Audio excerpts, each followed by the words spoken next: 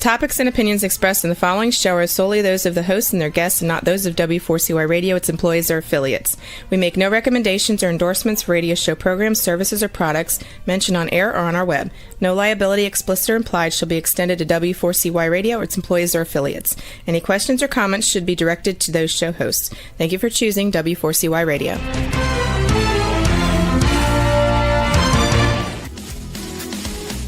Barry G. Fowler, EA, brings you Tax Talk for You right here on W4CY Radio and Talk4 TV.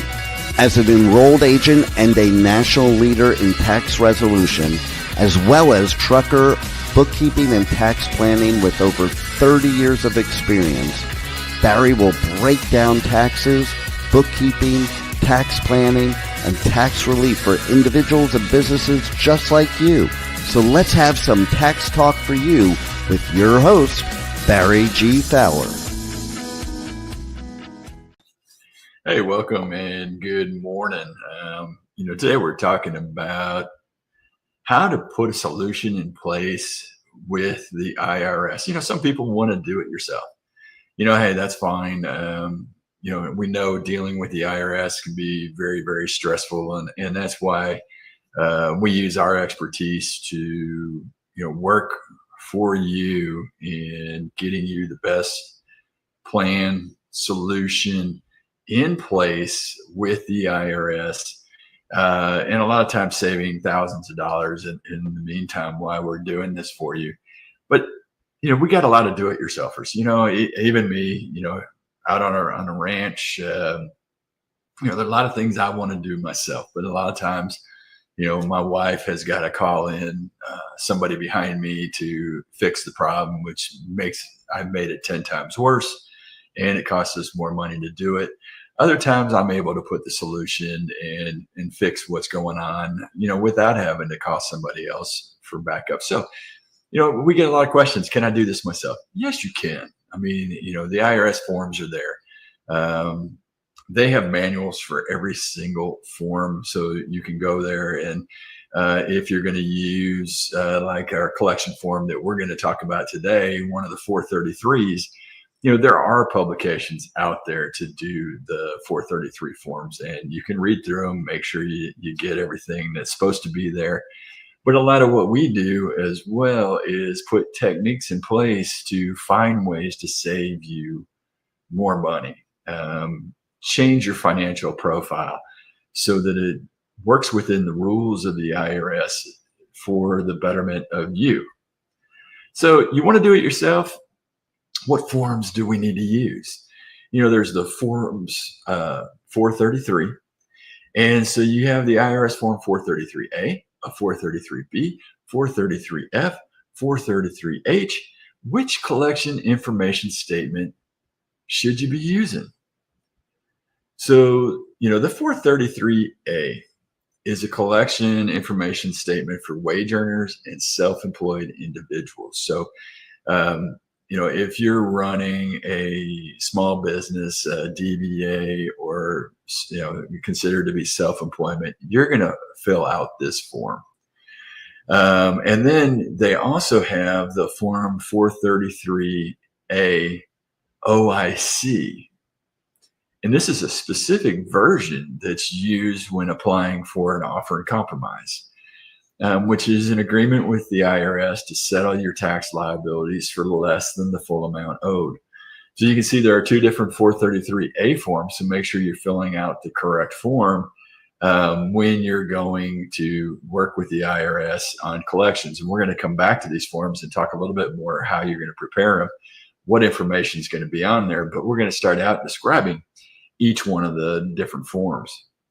The 433B, this form is used to provide information about your business, assets, income, expenses, and liabilities for an offer in compromise with the IRS. It includes sections for business information, partners, officers, LLC members, major shareholders, what cash, what investments, what real estate, what vehicles, what equipment, and any other assets that you may have out there.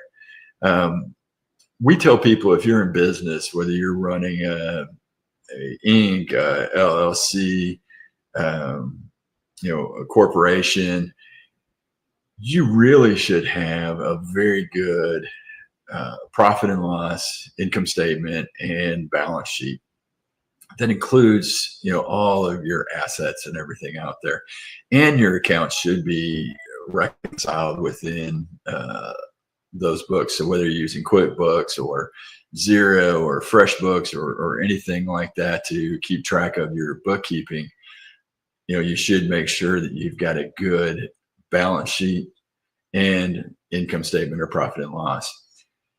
Now, you're best to use somebody that knows bookkeeping and, take the burden off of you and let them do it. So if you're an owner operator, you want to give us a call and, work with us on doing your books for you, because we know what a headache it can be. So, you're going to want to make sure that whatever you're doing, you're getting these things, filled out.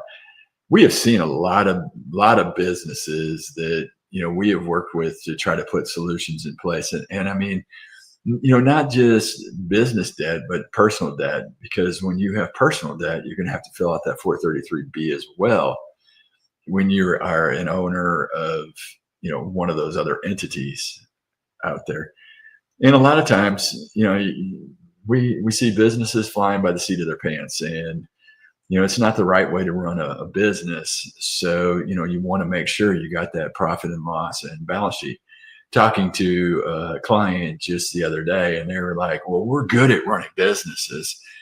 And, well, we just can't handle all the paperwork. And I, was sitting down talking with them and said, hey, what about your CPA that you're working with? Well, they don't really give us any advice. They don't really help us. But, we've built a business from, nothing to $1 million, and, we're getting ready to sell it. Well, what assets do you have? What liabilities do you have? What's going to be the profit? Have you put any projections in of what the taxes are going to be? And the answers to all that questions were no, nobody's ever told us. So, find a good consultant, whether it's a CPA, enrolled agent, that knows what they're doing in your industry and can help you, make sure that you've got the financial information you need to run your business. You may be great at setting up and getting a business started, but continuing to see where you're at needs that profit and loss and balance sheet. And then if you do have a tax problem, it's really needed to make sure that, we've disclosed everything that's supposed to be disclosed to the IRS and in the right format and highlighting the right ways. So the next form is the 433F. The 433F is used to obtain current financial information necessary for determining how a wage earner or self-employed individual can satisfy an outstanding tax liability. You could go online and establish an online payment agreement with the IRS on their website.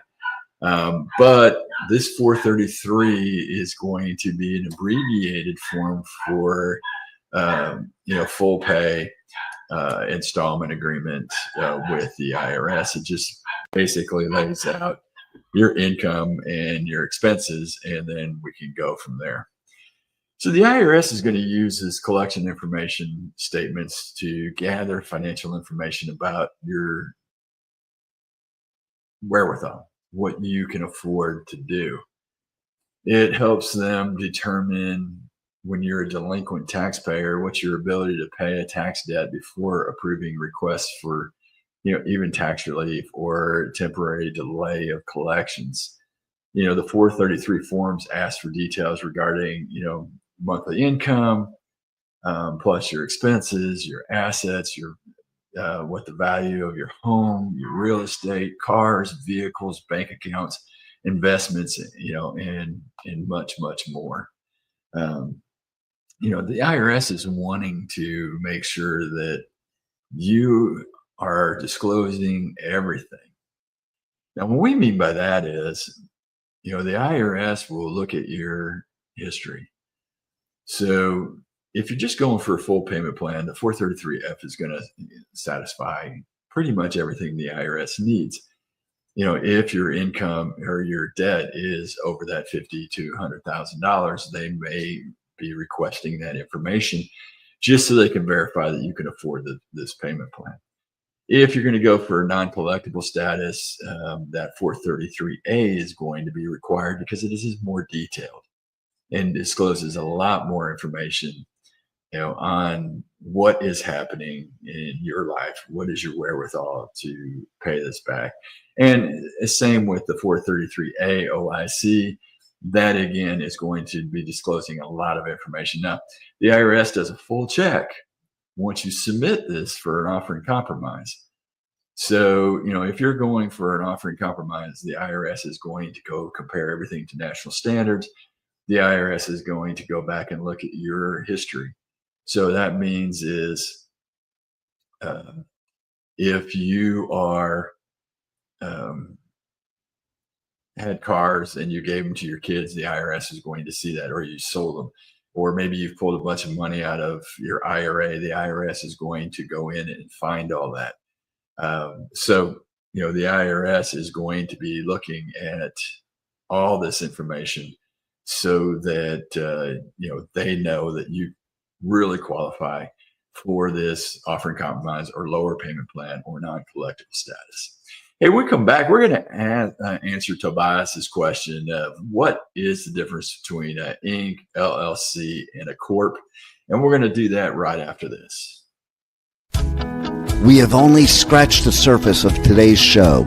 Please stand by as Barry G. Fowler will be right back with Tax Talk for You. If you owe the IRS or are going through an IRS audit, don't go at it alone. Call Taxation Solutions Tax Relief at 888-930-1016. We are your solution for IRS debts, audits, back taxes, garnishments, liens, and levies. Whether you're an individual or business, you need a solution and a strong, aggressive tax resolution. Don't let the IRS walk all over you. Stop the IRS now. Call 888-930-1016 or go to taxationsolutions.net now for a free, no obligation consultation. Let's get back to Tax Talk for You with more Tax Talk. Once again, here's your host, Barry G. Fowler. Hey, welcome back. One of the best things about doing this program is being able to answer questions. And if you connect with us at taxtalk4u.com, go in there and subscribe. We'll keep you up to date of what we're doing and what's going on and how we can help you. It's a great way to do that. We're going to be releasing here shortly our IRS playbook. And it's something that if you've got IRS tax debt, you're going to want to see. And so if you go over there to Tax Talk for You and subscribe, we'll be getting information out how you can access our playbook. So it's the IRS playbook, 3 simple steps on, basically solving your tax problem. Hey, but right before the break, Tobias asked, and I appreciate the questions and everything. So if you got questions, text us, send those in. But what is the difference between an Inc., LLC, and a Corp? Well, LLC is generally their single member or multi-member limited liability corporation. Those entities, if you're a single member, automatically will get reporting as a Schedule C, if you're self-employed. But you can make elections to be taxed as a corporation, which files an 1120, or as a S corp, which files 1120S. 1120 pays its own tax, and then you get distributions or dividends, and you pay tax on dividends. So it sets you up for double taxation. S corp is going to be a pass-through entity. You'll be on payroll, and then you'll the net income from the business will pass through to you, and you'll be taxed over there.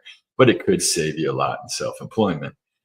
Inc., When you incorporate and you choose Inc. and you file for employer identification number with the IRS, they're going to automatically assign you to file an 1120. Same with the corporation.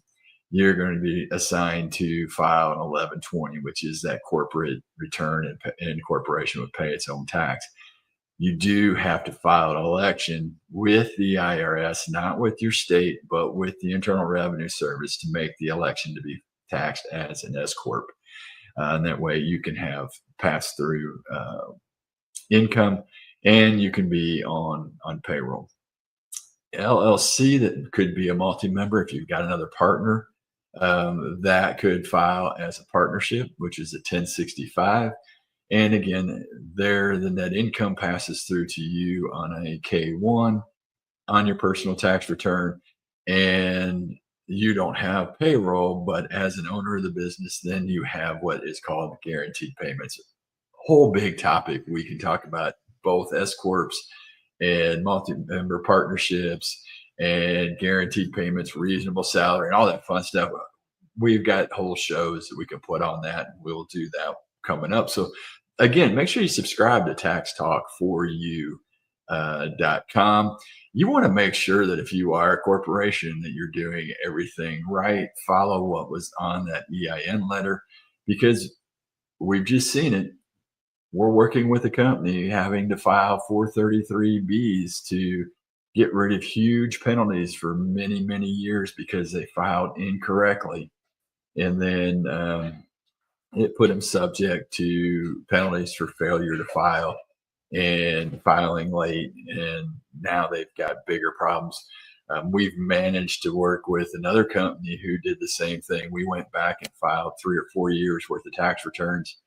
Yes, they got hit with about $20,000 in penalties, and we actually were able to get them all removed, which was really nice for our client, getting reduction in penalties. So we want to get back to the do-it-yourselfers. Hey, if you decide, hey, you want to start out doing it yourself, hey, great. Remember, it's a 433A that for individuals and those that are self-employed that have tax debts. But if you get started and you run into a roadblock, you're just not sure you want to do this, hey, give us a call for that free consultation at 888-930-1016. So again, IRS Form 433A. Now, this is a document that the IRS requires if you owe taxes and you can't pay them in full. This version of the 433 forms is specifically for those wage earners, self-employed individuals. So if you want to resolve your tax debt for less than what you owe with an offer in compromise, then you must complete and submit 433A OIC. The 433A is a 6-page document to collect personal and financial information. What is this going to include? Well, it's name, birth date, social security number, driver's license, both you and your spouse, employment details for both you and your spouse, gross monthly income and expenses, personal assets, including home, cars, bank balances, investments, and lawsuits, if they're pending, if it's applicable. So they're going to be gathering all this information. So, we're going to take each one of these things here real quick and just go down this. So when IRS is dealing with this form, they're of course looking at all this information. So they're looking for who you're working for, how long you've worked there. Does the employer allow you to be contacted at work? And then they're going to be looking at how many people you claim as a dependent on your tax return. As far as employment goes, how often you get paid, what's your occupation, how long you've been with this employer. This is all the information that they're gathering. They're trying to build a case that you can't pay, is what they're really trying to do. And they go through and do the whole thing for your spouse. Now, just because you omit information doesn't mean the IRS is not going to find that information. The IRS is very, very good at going through and locating information that you don't put in. Now, remember, hey, one thing you do when you sign this document at the end is you're testifying that this is true and correct. So, make sure you're filling this out completely. And if you've hired somebody else to do this, make sure you read through it and make sure that it is complete as well. So the first section was all this wage and income information and everything. And then they're going to ask you questions. Are you party to a lawsuit? Are you the plaintiff? Are you the defendant? Have you ever filed bankruptcy? And they're going to want the date that it's filed, date that it was dismissed, date that it was discharged, petition number, and where it was filed. And then the next question is going to be, in the past 10 years, have you lived outside the U.S. for 6 months or longer? And they're going to want to know dates and months that you lived abroad. If you can't, if it's been multiple times, you're going to want to make sure that you're using a separate sheet that will list out many more dates that you may have been abroad. Are you a beneficiary of a trust, estate, or life insurance policy, including those located in foreign countries or jurisdictions? Many times you don't know if you're the beneficiary to somebody's insurance policy besides your spouse. Maybe you don't know that you're the beneficiary of a trust or estate, but if somebody has passed away and you know it, you've got to list it here.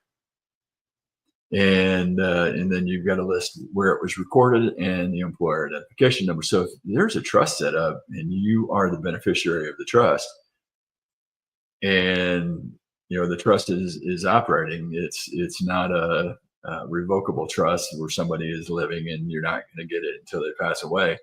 Those aren't going to necessarily count. So, but if you are the beneficiary, you're going to have to list where it was recorded, the employer identification number, the name of the trust, estate, or policy, the anticipated amount to be received, and when will be received.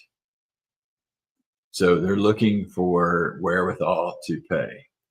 Are you a trustee, fiduciary, or contributor of a trust? Meaning, do you have your own trust that you've been putting money into?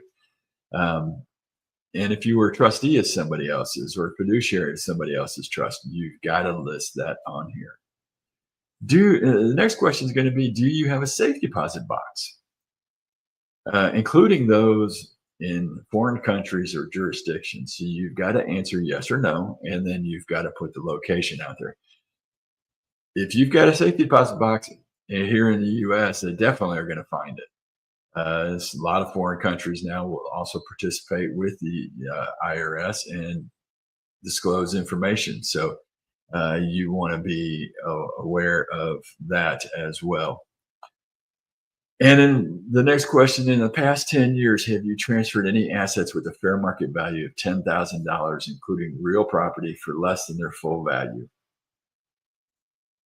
You got to answer this question. Now I'm going to explain to you what happens if you don't answer this question, or you answer this question no and you have. And we're going to address it. Consequences of how you answer this question right after this break. We have only scratched the surface of today's show. Please stand by, as Barry G. Fowler will be right back with Tax Talk for you. As an owner-operator, you already spend too much time away from your family. Trucker Tax Tools handles all your bookkeeping and taxes, no matter what level trucker you are. Life on the road can be taxing, but that doesn't mean that your wallet or time with your family should suffer. Trucker Tax Tools makes your life run smoothly. Go to truckertaxtools.com for a free guide that will give you the tools to never worry about your taxes again. Call Trucker Tax Tools 877-966-2477 or go to truckertaxtools.com now and let the experts keep you trucking. Let's get Back to Tax Talk for You with more Tax Talk. Once again, here's your host, Barry G. Fowler. Hey, welcome back. Got a question here from Casey, and he's a owner-operator out on the road listening to the show. Thank you very much for listening. But do you help truckers solve tax problems? I owe close to $74,000 and haven't filed 2 years in taxes. Hey, Casey, yes, absolutely. We help truckers get out of the tax problems. That's where we started from way back in 2008. Taxation Solutions, tax relief started, and a lot of our clients were truckers, and a lot of them are truckers here today.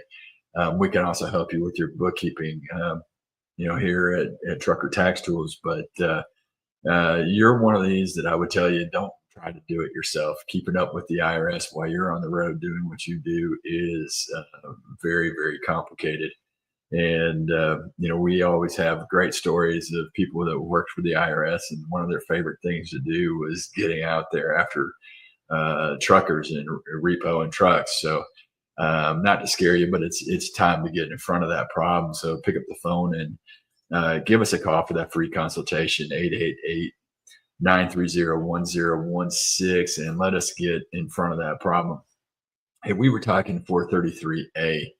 And we're only on page 1 of this, and going through and looking at their questions they have, and the 11th question they answer asking this is, in the past 10 years, have you transferred any assets with a fair market value of $10,000 or more, including real property, for less than full value? So if you gave your child a car that's worth $10,000 or more, that's included. If you have property and you have transferred property or cash to maybe one of your children, this includes giving them money for college, and you've transferred them money over the years, you're going to have to disclose that as well. See, the IRS is looking for dissipated assets. What happened to the money that you could have used to pay them? You may have assets that you're not thinking about, but you've gotten rid of those assets. And so even when you've pulled money out of like a IRA or a 401k, the IRS is looking at that as a dissipated asset. Where did the money go? So we may have to break down where exactly this cash went to that you pulled out of your account. And then they're going to be looking at bank statements and everything else. So the next section we move into is personal asset information.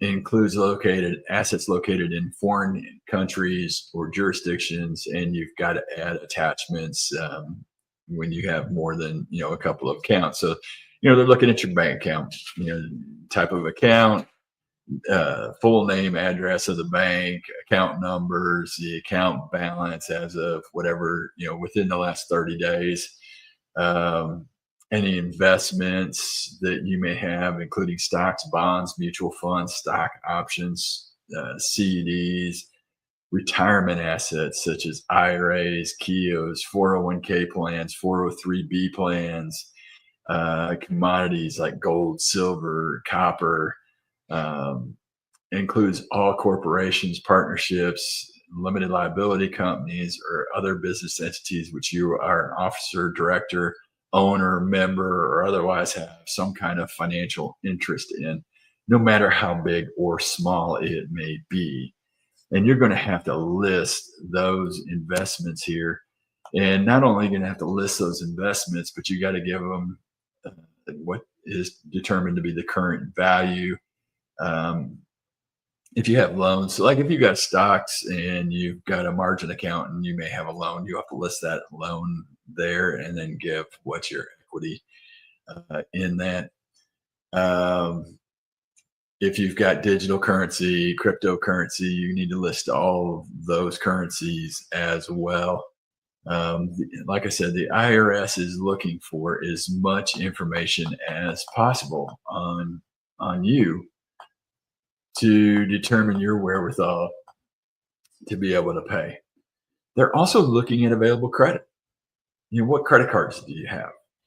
What access to loans do you have? Do you have access to a line of credit on your house? They're going to be looking at that. Do you have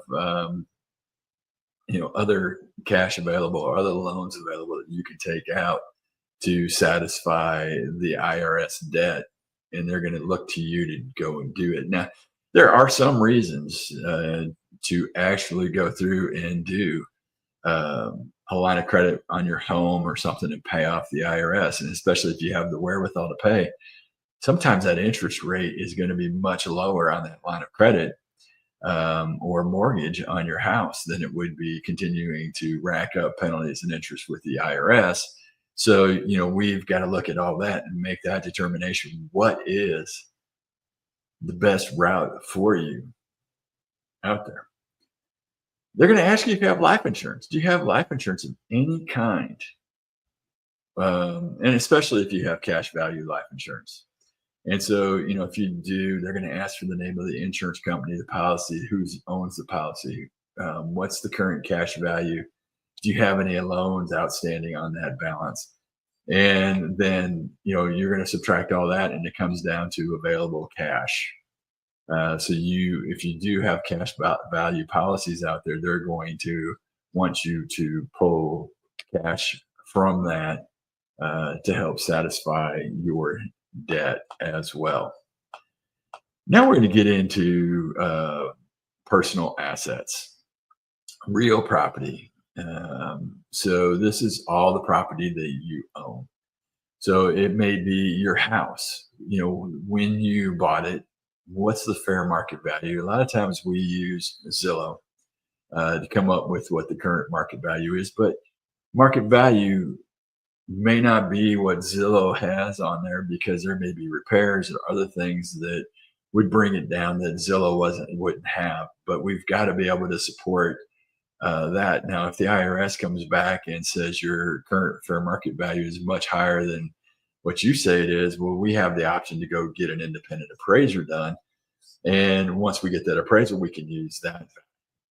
But they're going to be looking at current loan value, what your monthly payment is, when's your final payment, and then they're going to get you your equity that out there. Now, if you're filing the OIC, then they're going to be looking at quick sale values as well. So there's a lot of different techniques to doing this to get you that solution, especially when it is offer and compromise. But they want your address, who your lender is, contact information, property descriptions. And if you have rental houses and stuff like that, they're going to want all of that information as well on each and every house. So you want to be aware of making sure that you've got everything completely lined out here on this form, so that you're not missing anything. Because trust me, the IRS is going to search property records. Personal vehicles leased and purchased. That includes your boats, your RVs, motorcycles, all-terrain, off-road vehicles, trailers, etc. And they want year, make, model, license tag, a VIN number, when you bought it, what the fair market value is, loan balance, the amount of payment, when the final payment. Now, when you're going for OIC, they really only allow you to have one vehicle for you, one for your spouse. Your kids don't count. So they could require, especially if there's equity in those cars, to sell them to access that equity. If there's no equity and you have debt, well, the IRS isn't going to allow you to take and use that debt and those payments to offset and say, hey, you can't afford to pay.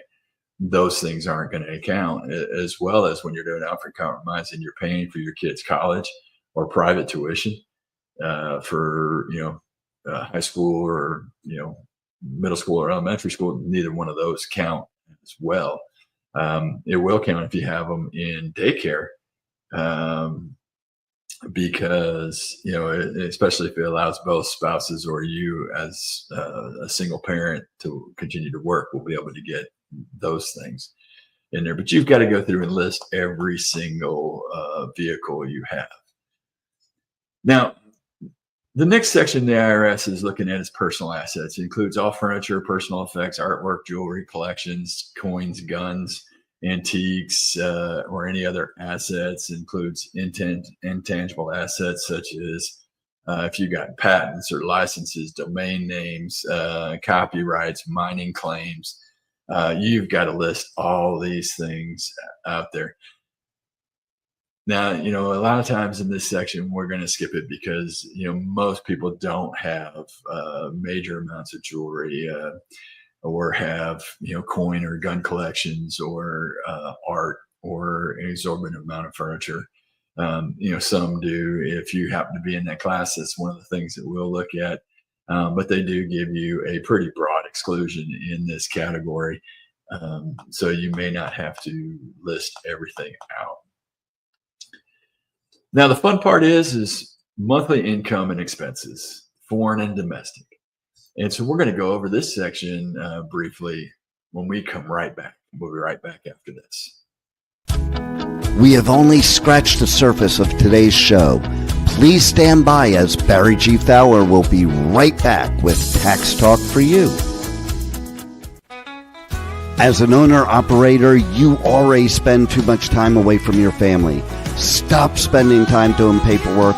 Go to truckertaxtools.com, a solution built specifically for truckers. Truckertaxtools.com makes your life run smoothly. Let's get back to Tax Talk for You with more Tax Talk. Once again, here's your host, Barry G. Fowler. Hey, welcome back. Talking 433A, filing to get a solution or payment plan in place with the IRS, and all the different sections are building to this section where you're disclosing your monthly income and expenses, both foreign and domestic. They're going to be looking for everything. They're looking at your wages. For both you and your spouse, interest, dividends. If you have self-employment, you're going to skip to sections 6 and 7 and go down and fill out the self-employment side to determine your net income from your business, so you can list your business income. If you've got rental properties, you've got to disclose rental properties. And so you're going to enter here your net monthly rental income. And so this is the amount after your ordinary and necessary monthly rental expenses being paid. You can't include here, when you're coming up with this, depreciation or depletion. If the rental income is a loss, you just enter a 0. It can't be negative, so you can't reduce your income because your rental is not paying for itself. Distributions. These are distributions from partnerships or subchapter S corporations that you get reported to you on a K-1 from limited liability companies, and that's going to be reported on either D or E. You're going to enter your total distributions from IRAs, if not included under the pension side. So if you're getting a pension, government pension, railroad pension, teacher retirement, you're going to list your pensions here for both either you or your spouse. If you're receiving Social Security, you're going to break down and show what you as a taxpayer has as Social Security and your spouse has Social Security. If you're receiving child support, you've got to disclose that information, here as well. They are looking for all income that you have coming in, and that includes alimony. And then they give you a broad category for other income, which could include agricultural subsidies, unemployment compensation, gambling income, oil credits, rent subsidies, sharing economy, income from providing on-demand work. Services or goods like Uber, Lyft, Airbnb, VRBO, and income through digital platforms like an app or website, YouTube, TikTok, reoccurring capital gains from the sale of securities, including crypto and non-fungible tokens. So they give you broad categories. So they're looking for all income that you have. Then the IRS is going to come back in and start looking at your expenses.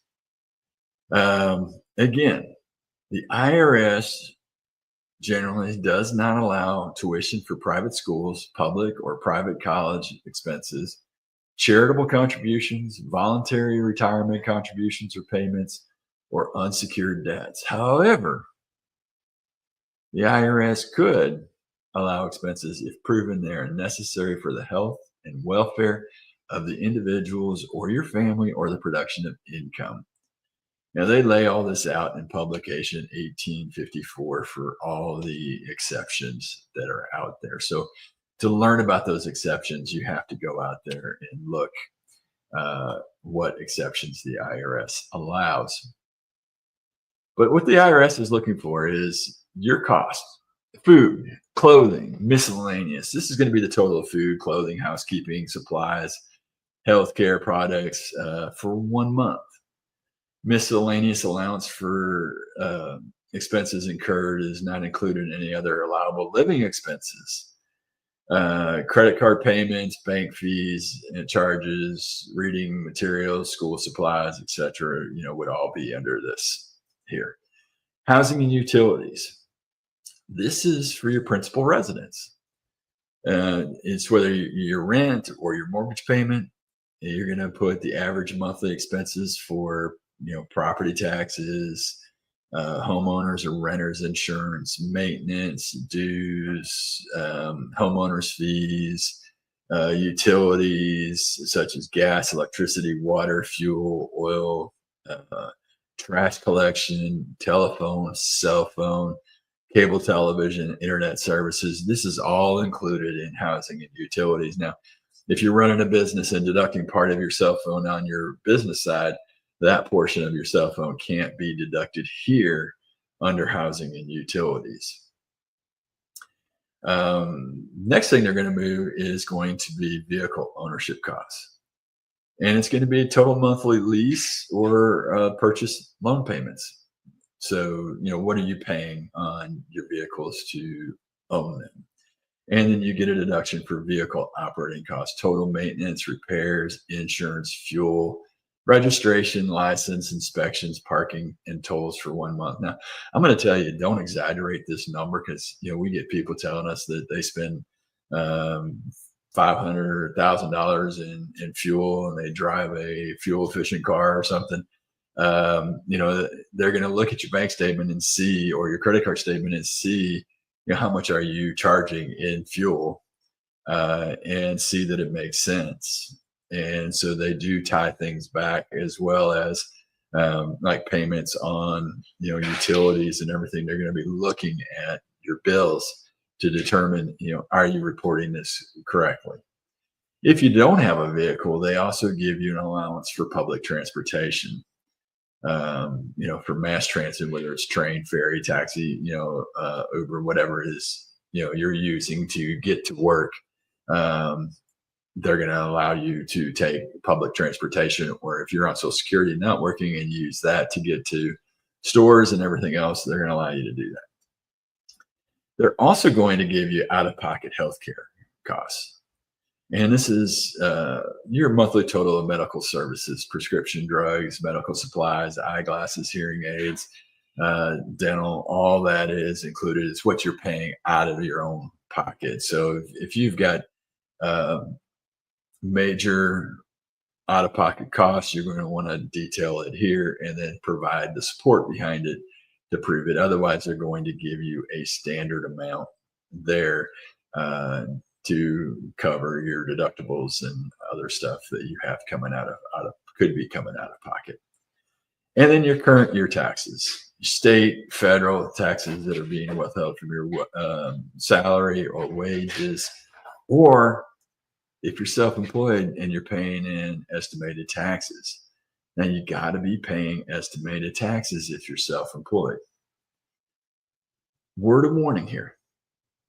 If you're going for an installment agreement, or you're going for a partial pay installment agreement, or you're going for an offer in compromise, and you are self-employed and not having taxes withheld from your W-2 wages, the IRS is going to require you to have estimated tax payments paid in.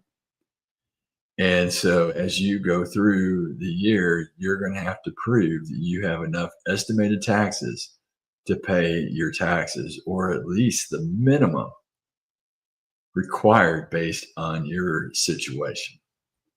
So, we want to make sure that, you have that detailed out, and we know that this is being paid, correctly. Now, if you've got a downturn in income and you're filling out section 6 and 7 for self-employed, you would be able to go back and recalculate actual estimates and prove that you've paid in the actual amount for estimated taxes. So you want to make sure that you're doing that. So briefly, when we start getting into filling out these forms, and we're just going to prove to the IRS you need a lower payment plan. This is the form 433A we're going to use. We're going to go through all this with you, and we're going to gather all this information. Now, if you're doing an offer in compromise, you're also going to be subject greatly to national standards. So if your mortgage payment is really high, you may be limited in what you can deduct there. So, I strongly urge you to work with somebody when dealing with the IRS. It takes a lot of stress off your back. We here at Taxation Solutions, our expertise is very wide and deep in dealing with these things. We help people restructure sometimes their life and their financial situation based on the 433 to get them the better deal as we go through this. Whether your income is too high, then we've got to look at other strategies to put things in place. So I strongly urge you, if you have major tax debt, $10,000 or more, give us a call. Go through that free consultation. Let's talk about what can happen and what we can do, for you to make your life easier and better. And those are the kind of things that will help you